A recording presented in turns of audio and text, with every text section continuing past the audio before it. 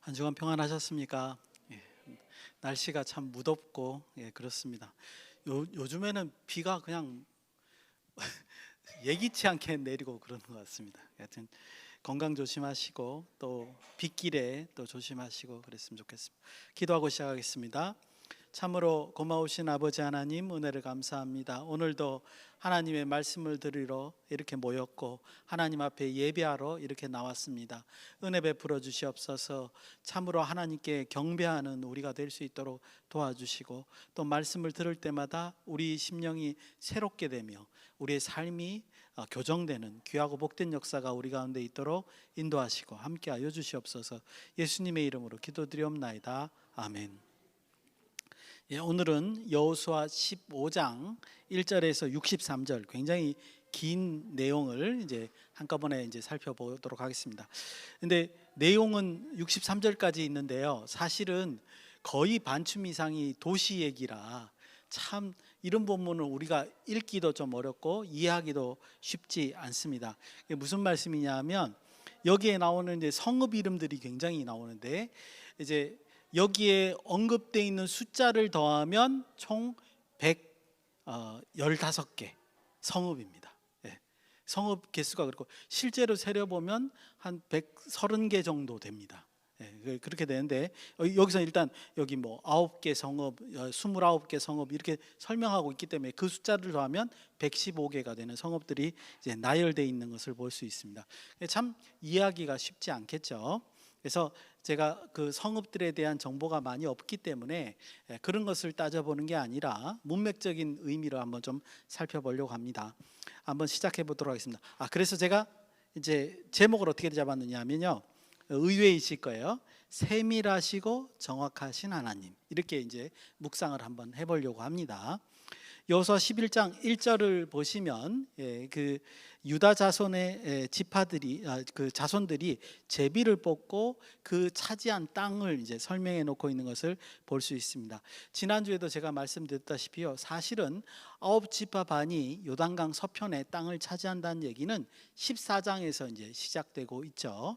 그런데 유다 지파의 그 첫 번째 지파는 유다 지파의 얘기가 15장에 등장하고, 그 사이에 유다 지파의 한 사람이었던 갈렙의 이야기가 14장에 들어 있어서 굉장히 독특하다, 이렇게 말씀을 드렸습니다. 그러고 나서 제가 어떻게 해석을 했냐면, 이 갈렙의 14장에 있는 갈렙의 얘기가 유다 지파를 대표한다 뿐만 아니라 9지파 반을 대표해서 솔선수범하는 모습을 보여주고 있다, 그렇게 해야 된다라는 걸 이제 해설한 바가 있습니다.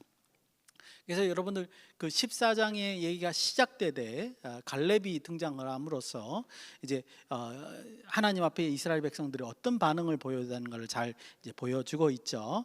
오늘 그래서 본격적으로 15장에서 유다 지파의 땅 분배가 이제 시작이 됐는데요. 내용상 크게 세 부분으로 나누어집니다.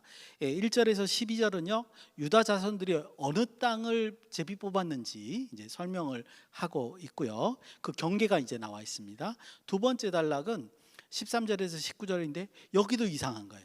우리 14장에서도 갈렙의 그 웅변적인 요구, 하나님께 대한 요구, 그러니까 땅을 달라는 그런 요구가 있어서 굉장히 특이하다고 말씀을 드렸는데, 15장에도 마찬가지로 온니엘에 대한 얘기가 이제 등장을 하죠. 그 이제 갈렙의 사위이죠. 그 악사의 남편이 되는데, 그 온니엘이 기라세벨, 드빌 지역을 정복하는 장면이 여기 이제 등장하고 있는 것을 볼 수 있습니다. 굉장히 특이한 사건이 또 중간에 이렇게 박혀 있습니다. 세 번째 단락은 20절에서 63절로, 이번에는 그 유다 자손들이 어느 성읍들을 차지했는지, 그 성읍들의 이름이 아까 말씀드린 115개나 되는 성읍들의 이름이 쭉 나열되어 있는 것을 우리가 볼 수 있습니다. 앞에서 말씀드린 것 같이 고대 지명들, 그리고 여러분들 이 115개 성읍 중에 절반 이상이요, 어디인지 잘 모릅니다. 그러니까 정확한 위치를 찾기가 어렵습니다. 그래서 이 도시에 대한 정보도 알 수 없고 여기에 기록된 대로 그냥 도시의 이름들만 이제 결과 대부분 이쪽 지역이겠거니라고 하는 것만 추정이 가능하기 때문에 사실 오늘 본문을 세밀하게 묵상하는 것은 이제 불가능하다 이렇게 말씀드릴 수 있습니다. 그래서 오늘도 여전히 여기서 아주 특이한 언급들, 그다음에 문맥적인 의미들 이런 쪽으로 우리 한번 좀 묵상을 해보도록 하겠습니다. 먼저 제가 고민하다가 첫 번째 단락과 세 번째 단락, 중간에 그 온니엘의 얘기는 잠깐 빼고요. 첫 번째 단락과 세 번째 단락을 비교하면서 한번 시작을 해보도록 하겠습니다. 왜냐하면 첫 번째 단락은 아까 뭐라 그랬죠? 유다 지파가 어느 땅을 제비 뽑았는지 그 경계를 알려준다고 했지 않습니까? 세 번째 단락은 어떤 거죠? 그 유다 지파들이 가서 그 경계에 가서 제비 뽑은 땅에 가서 차지한 성읍들의 이름이 무엇인가, 이거 설명이 돼 있다 그랬죠. 그러니까 결국은 이 두 그룹이 같은 지역이잖아요. 근데 같은 지역인데 서로 다른 관점에서 설명을 하는 거지 않습니까? 그러니까 문맥상으로 한번 비교를 해볼 필요가 있겠다, 이렇게 이제 제가 생각을 했습니다. 먼저 비교하기 전에 각각의 단락을 좀 요약을 해보죠. 첫 번째 단락은 어떤 내용들이 있느냐? 제비 뽑은 땅의 경계를 설명하고 있는데 시작을 남쪽에서 시작합니다. 남쪽에서부터 오른쪽, 동쪽, 그 다음에 북쪽, 서쪽, 반시계 방향으로 이렇게 이제 설명하고 있는 것을 이제 볼 수 있습니다. 왜 반시계 방향으로 설명하냐? 저도 모르겠습니다. 그거는 이제 설명이 돼 있지 않기 때문에. 제가 성경을 보다 보니까 시계 방향으로 하는 경우도 있고 반시계도 하는 경우도 있는데 구체적으로 왜 그런지는 잘 모르겠습니다. 근데 재미난 것은 이 설명의 양을 보면 무엇을 중요시해야 하는지를 알 수 있습니다. 여기서 두 곳은요 짧게 설명합니다. 예를 들어서 동쪽하고 서쪽은 각각 5절과 12절 한 절씩만 설명을 하고요, 남쪽과 북쪽은 굉장히 자세하게 설명하는 것을 우리가 볼 수 있습니다. 왜 동쪽과 서쪽은 짧게 한 절만 그 경계를 설명하느냐? 여러분, 동쪽은요 경계가 요단강하고 사해바다예요. 지형적으로 더 이상 갈 수가 없어요. 그러니까 동쪽도 짧게 설명을 하는 거고요, 서쪽도 마찬가지죠. 유다 지파가 분배받은 서쪽의 땅은 지중해 바다예요. 그러니까 당연히 설명할 것도 별로 이제 없는 거죠. 그래서 동쪽과 서쪽은 아주 간단하게 이렇게 설명을 하는 것 같고요. 중요한 건 남쪽과 북쪽이죠. 먼저 남쪽부터 설명한다 그러는데 1절에서 4절까지 남쪽의 경계를 이제 설명하고 있습니다. 그 이유가 뭐냐 하면 유다 지파가 분배받은 땅이 이스라엘 가나안 땅 전체에서 제일 남쪽이에요. 그러니까는 유다 지파의 남쪽 경계가 약속의 땅의 남쪽 경계가 되는 거죠. 그러다 보니까 이제 설명을 합니다. 근데 문제는 뭐냐면 남쪽 경계도 사실은 불확실해요. 왜냐하면 여기가 신광야라 그래서 광야지대거든요. 도시가 잘 없어요. 그러니까 경계선을 긋기가 굉장히 어렵죠.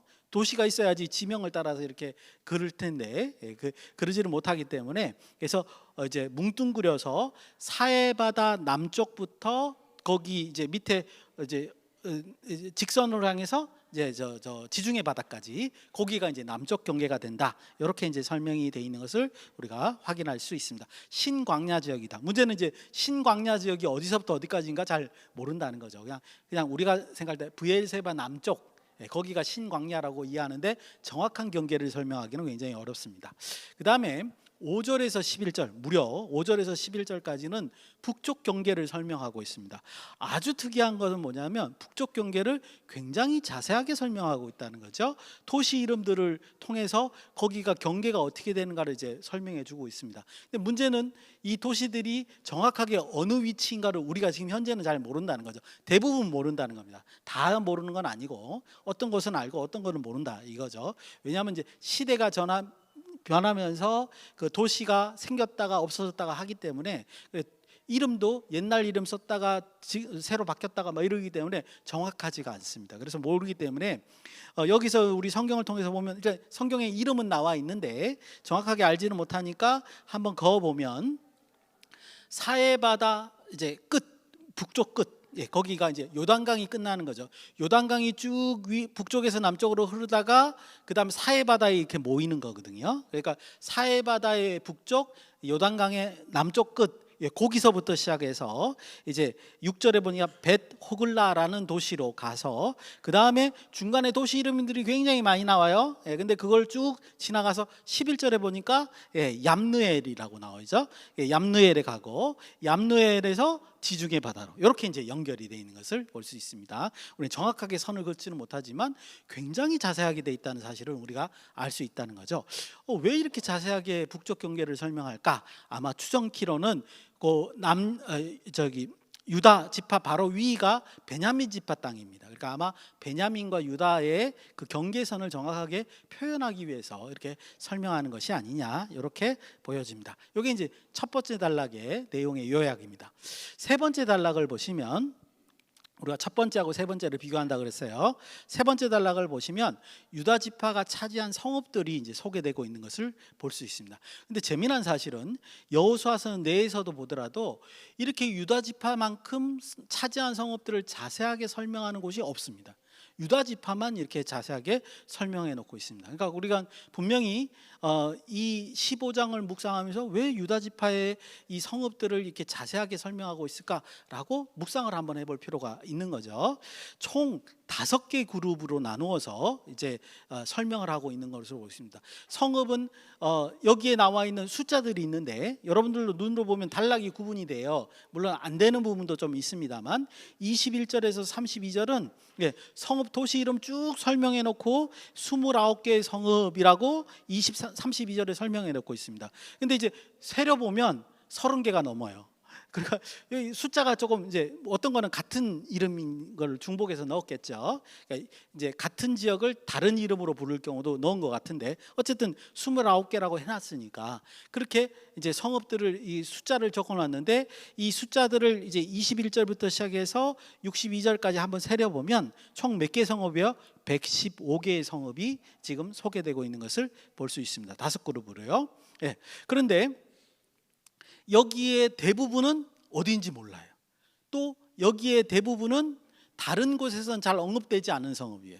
즉 그 말은 우리가 분명하게 얘기할 수 있는 것은 여기 여호수아 15장에 나와 있는 성읍들의 대부분이 유다 지파가 어떤 성읍을 차지했다는 걸 설명하기 위해서 기록하고 있다는 겁니다. 다른 데는 안 나오니까. 특별하게 그렇게 자세하게 지금 기록하고 있다라는 사실을 우리는 분명히 알 수 있습니다.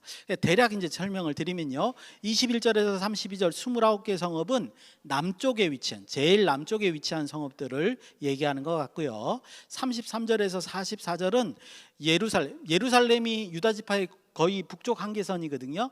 예루살렘 남서쪽에 있는 도시들을 또 언급하는 것 같습니다. 39개 성읍이 언급되고 있습니다. 세 그룹으로 나눠서요. 그 다음에 45절에서 47절은 블레셋 땅의 도시 3개를 언급합니다. 여기 이상해요. 나머지 성읍들은 굉장히 숫자가 많은데 블레셋 지역은 3개만 언급하고 있는 것을 볼 수 있습니다. 그래서 어떤 학자들은 이 블레셋 땅의 3개의 성읍만 차지하고 나머지 성읍은 차지하지 못한 것이 아니냐, 그래서 3개의 성읍만 이제 언급하는 것이다, 이렇게 말하는 사람도 있는데 제가 볼 때는 그거보다는, 왜냐하면 이제 우리 이 15장의 맨 마지막 63절에 보면 여부스 족속이 차지했던 예루살렘은 정복하지 못했다라고 명시하고 있거든요. 정복하지 못했다는 것은 못했다고 말하고 있기 때문에 여기에 있는 블레셋 지역의 세 지역은 나머지 땅은 정복하지 못했다, 이런 얘기를 하는 것은 아닌 것으로 보여집니다. 그렇다면 왜 여기는 3개만 얘기하느냐? 제가 생각할 때 여기는 평지예요. 고대 사회에서는 평지는 요새를 만들기가 어렵습니다. 그래서 침략을 받기가 쉽기 때문에 아마 도시가 건설되었어도 도시의 규모가 크지 않거나 혹은 요새화되지 않거나 그랬을 가능성이 굉장히 높습니다. 그래서 이 지역은 평지 지역이라서 아마 도시들이 몇 개 되지 않고 가장 유력한 3개의 도시를 여기서 언급한 것이 아니냐, 이렇게 이제 보여집니다. 48절에서 60절은 38개의 성읍을 얘기를 합니다. 이번에는 오른쪽, 그 유다 지파의 오른쪽 요단강 쪽에 있는 산지들, 그래서 남쪽에서 북쪽으로 산지의 도시들을 설명하고 있습니다. 그래서 총 5개 그룹으로 이제 38개의 성읍을 이제 설명하고 있고요. 그다음 61절에서 62절 마지막 부분이죠. 여기는 이제 6개의 성읍을 언급하고 있는데 이제 사해바다 북서쪽, 그러니까 사해바다에서 북서쪽으로 그 보이는 그 성읍 6개를 설명하고 있습니다. 여기 보통 여기가 엥게디 동굴이라 그래가지고요. 이제 거기가 사막 지역이고 동굴이 많은 지역이에요. 그쪽 6개 성읍을 잘 이제 소개하고 있는 것을 볼 수 있습니다. 여기가 다 이제 유다 지파가 차지한 땅이다. 그래서 이렇게 첫 번째 단락과 세 번째 단락을 요약하고 난 다음에 비교를 해보니까 우리가 두 가지 의미를 좀 비교한 결과를 알 수 있을 것 같아요. 먼저요. 첫 번째 단락은 제가 아까 뭐라고 말씀드렸죠? 유다 자손이 제비 뽑은 땅, 그 경계를 말한다 그랬고요. 세 번째 단락은 제가 뭐라고 말씀드렸죠? 차지한 성읍들을 이제 얘기하고 있습니다. 결국은 이 두 땅이 같은 땅이라는 거잖아요. 그렇죠? 같은 땅이라는 건데 서로 다른 각도로 지금 설명하고 있고 나열을 해놓고 있는 것을 볼 수 있습니다. 그러니까 이 결과가 이렇게 배열을 하는 결과가 뭐냐? 하나님 앞에서 제비 뽑은 땅을 실제로 유다 지파가 땅을 차지했다라는 증거를 보여주는 역할을 하는 것으로 보여집니다. 실제적으로 분배받은 땅을 다 차지했다라는 어떤 확증을 세 번째 단락에서 하는 것이 아니냐, 그런 효과로 이제 보여집니다. 우리는 지금 이 지역의 이름들을 봐도 그때 당시에 이 지역이 얼마나 유명했는지 모르죠. 하지만 이 당시에 이 도시들을 언급했다는 건 적어도 거기가 도시가 성립됐다는 것이고, 그렇다는 것은 지리적인 요충지든지 사회적 중심지든지, 그죠? 그런 곳이라는 거잖아요. 그죠? 그런 곳을 지금 적어놓고 있다는 거잖아요. 그 당시에는 누구나 알 수 있는 지역을 지금 적어놓고 있다는 거기 때문에 그 지역을 이렇게 명시한 것을 보면 하나님께서 제비 뽑아서 주신 땅을 유다 지파가 잘 차지했다라는 어떤 증명으로서 지금 표시하는 것이 아니냐, 그런 의도는 분명히 우리가 읽혀진다, 이렇게 말씀드릴 수 있습니다. 두 번째 비교의 결과는요, 첫 번째 단락과 세 번째 단락을 비교한 결과는 이것이 역사적인 사실이라는 걸 증명하는 것 같이 보여집니다. 이게 무슨 말이냐? 우리는 성경 말씀을 들으면 사실이라고 믿죠. 그렇죠? 좋은 겁니다. 그죠? 성경 말씀이 사실이라고 우리는 그냥 순응하고 이렇게 믿습니다. 그런데 세상 사람들이 성경을 볼 때는 어떻죠? 사실이라고 믿지 않습니다. 왜냐하면 성경에는 누가 나오기 때문에요? 하나님이 나오기 때문에, 신이 나오잖아요. 그러니까 신이 나오니까 이 성경을 신화라고 생각을 하는 거예요.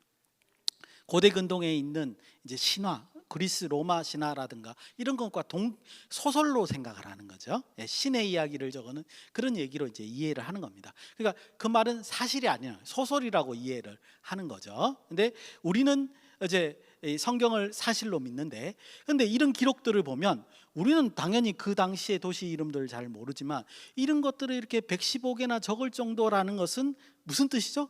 역사적인 사실이라는 걸 증명하는 것 같이 보여진다는 거예요. 사실이라는 걸 아주 잘 보여주고 있고요. 그래서 이 기록은, 성경에 있는 이 기록이 역사적인 고증이 필요한 역사적 자료로 이용될 수 있겠다, 이렇게 우리가 평가해 볼 수 있겠습니다.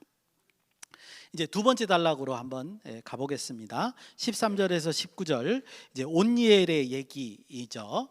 근데 여러분들 그걸 아셔야 됩니다. 이 온니엘의 얘기가 이렇게 도시를 분배받고 차지했다는 얘기 중간에 껴있다는 게 아주 특이한 서술 방식이라는 거죠. 그렇죠? 여러분들은 갈렙의 사위가 누구였는지 궁금하십니까? 저는 별로 궁금하지 않거든요. 갈렙의 딸이 악사라였다는 사실을 우리가 궁금해할 이유는 크게 없어요. 그런데 독특한 것은 15장에서 유다 지파가 분배받은 땅을 얘기하는데, 이 갈렙의 가정, 딸이 누구이고 사위가 누구이고 사위가 어떻게 사위가 됐는가, 이런 얘기가 오직 갈렙 집안 얘기만 여기에 있어요.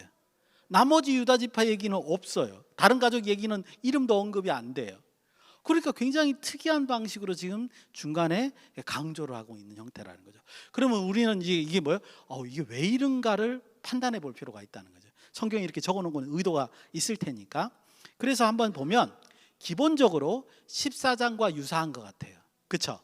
14장에도 제가 지난주에 설명을 드릴 때 그랬잖아요. 9지파반이 땅 분배, 요단강 서편의 땅 분배를 받는데 왜 갈렙이 땅을 요구하는 그 웅변적인 설교를 그렇게 길게 써놨냐는 거예요. 뭔가 이제 그 아홉 지파반을 대표하는, 유다 지파를 대표하는 그런 대표적인 성격이 있다는 겁니다. 그래서 첫 번째 이 문맥적인 의도는, 이 두 번째 단락의 문맥적인 의도는 뭐냐면 강력하게 14장과 15장을 연결하는 의도가 있습니다. 그래서 여러분들 13절에 보니까 시작 자체가 여호수아가 갈렙에게 헤브론 땅을 이제 분배받았다, 주었다, 이런 말로 이제 시작되고 있고요. 그래서 14장의 그 갈렙의 요구를 지금 15장에서 다시 언급함으로써 14장과 15장을 연결해서 이해하라, 그런 얘기로 보여집니다. 그러니까 14장에서 갈렙이 헤브론 땅을 차지하기 위해서 공격을 했는데 그 중에 하나의 에피소드, 이야기로서 예시로 지금 15장에서 온니엘의 얘기를 하고 있다, 우리가 이렇게 판단해 볼 수 있다는 겁니다.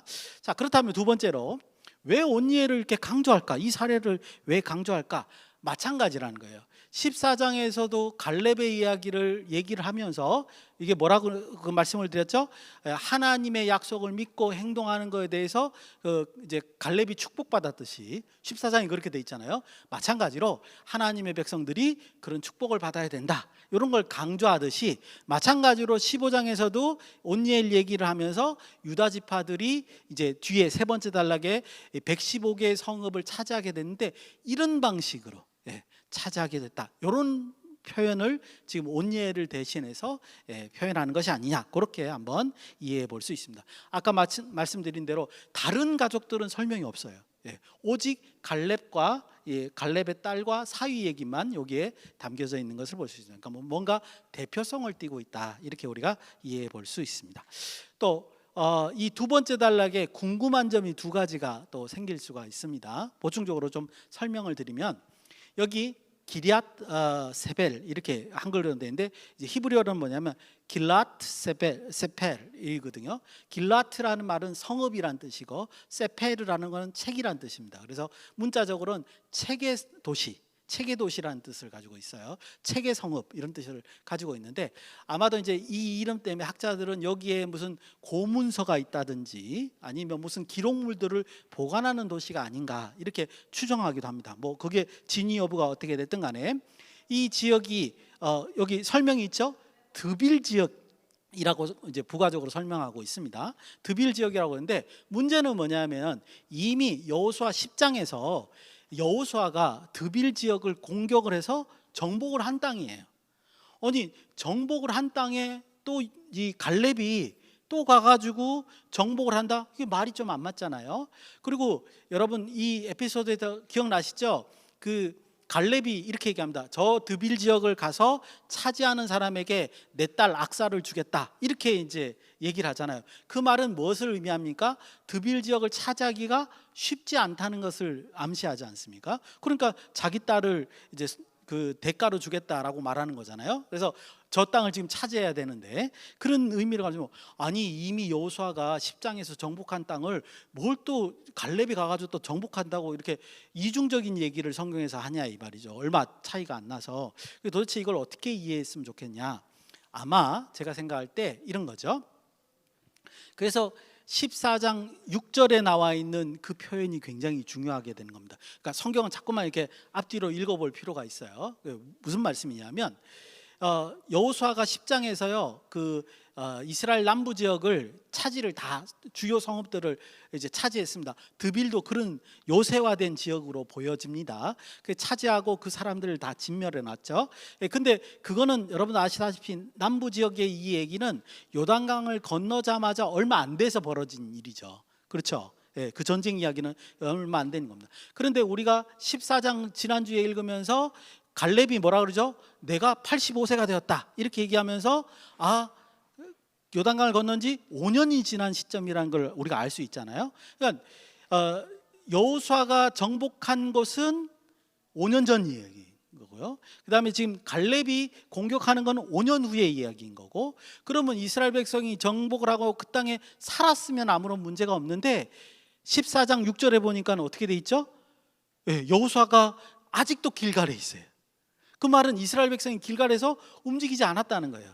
정복을 하고 사람들은 다 진멸하되 그 성읍을 차지한 것이 아니라 아직도 길갈에 모여 있는 거죠. 그러니까 한 3, 4년 지났으니까 그 사이에 가나안 백성들이 다시 드빌 지역을 가서 정착하지 않았을까. 그런데 거기가 기본적으로 요새이다 보니까 다시 갈렙이 갈 때는 그만큼 힘이 드는 것이 아닌가, 이렇게 우리가 한번 추정해 볼 수 있습니다. 그래서 이게 성경이 서로 맞지 않은 부분, 그런 부분을 한번 질문을 해볼 수 있고요. 두 번째는 악사가 18절에서 이렇게 얘기합니다. 밭을 구하자, 이렇게 설명을 하고, 그 다음에 이제 말에서 내려서 자기 아버지 갈렙에서 가서 요구를 합니다. 근데 요구를 할 때 밭을 요구하지 않고 뭐를 요구하죠? 샘물을 달라고 요구를 합니다. 아니, 밭을 구한다 그러고 왜 샘물을 요구하지? 그죠? 이제 학자들이 이 얘기 가지고 또 설왕설래합니다. 이게 무슨 얘기인지 막 이런 얘기를 하는데, 이걸 한번 해설을 해드리면 이거는 아마도 지형과 관련된 것이 아닌가. 헤브론 지역이요, 물이 많지 않은 곳입니다. 그래서 그 헤브론 지역의 땅을, 드빌 지역의 땅을 차지한다 할지라도 뭐가 없으면 안 돼요? 우물이 없으면 안 돼요. 물이 없는 지역이다 보니까. 그리고 이제 그 당시에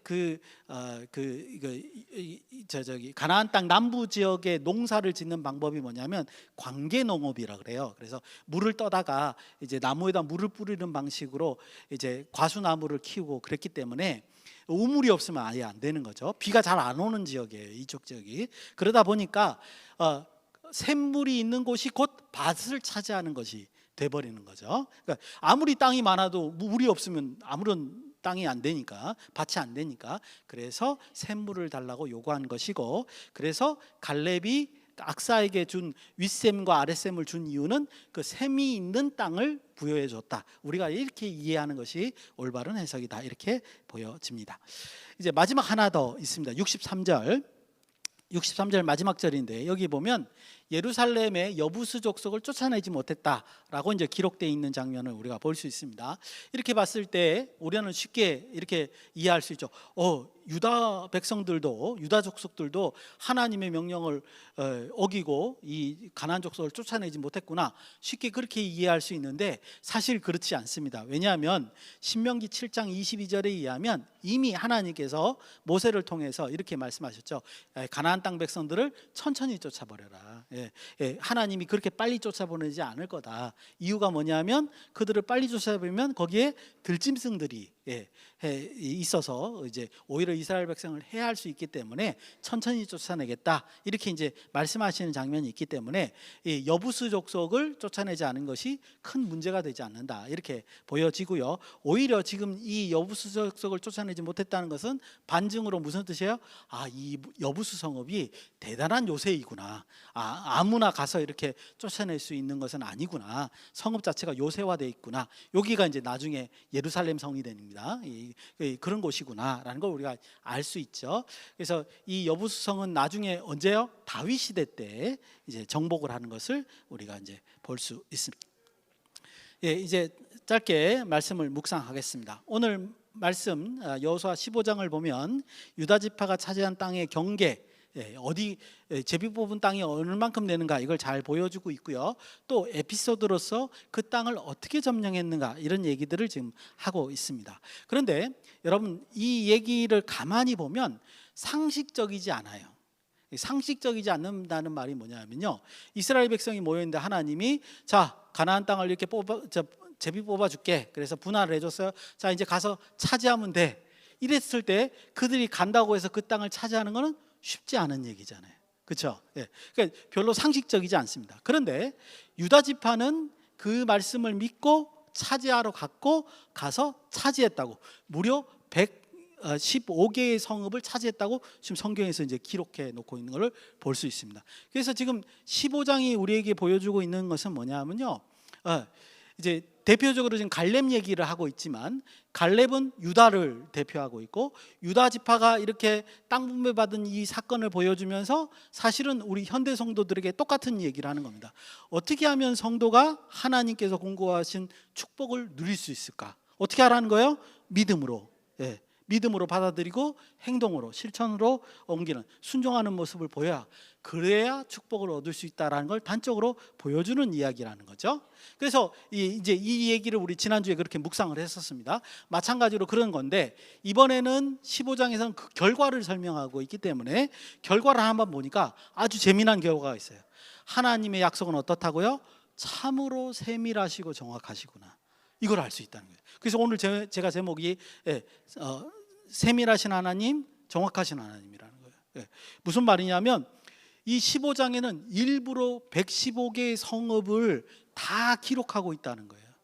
왜 이 많은 성읍들을 기록? 그 땅덩어리가 뭐 얼마나 넓을까 봐요, 그죠? 그 고대 사회 그 도시들이 그 얼마나 많았을까요? 그런데 그 굳이 그 115개의 성읍을 다 언급하면서 정말 하나님이 유다 지파에게 이런 성읍을 줬다라고 기록하고 있다는 거죠. 왜 이렇게 하느냐? 하나님이 정확하시다는 거예요. 하나님이 신실하시다는 거예요. 하나님이 그냥 자, 네 땅 이거 줬으니까 가져 이렇게 대충 설명하는 게 아니라 이렇게 자세하게 세밀하게 하나님이 공급하신다라는 이렇게 응답하신다는 여기를 본문을 통해서 잘 보여주고 있지 않느냐 이렇게 말씀드릴 수 있습니다. 바라기는 우리도 성경 말씀처럼 말씀을 믿고 의지해서 그 다음에 행동으로 옮겨서 이게 이제 우리가 순종이라고 합니다. 행동으로 옮겨서 신실하신 하나님, 세밀하신 하나님, 정확하신 하나님을 만나는 귀한 역사가 저와 여러분 가운데 있기를 예수님의 이름으로 축원드립니다. 기도하시겠습니다. 참으로 고마우신 아버지 하나님 은혜를 감사합니다. 오직 하나님께서 우리의 삶에 역사하여 주셔서 하나님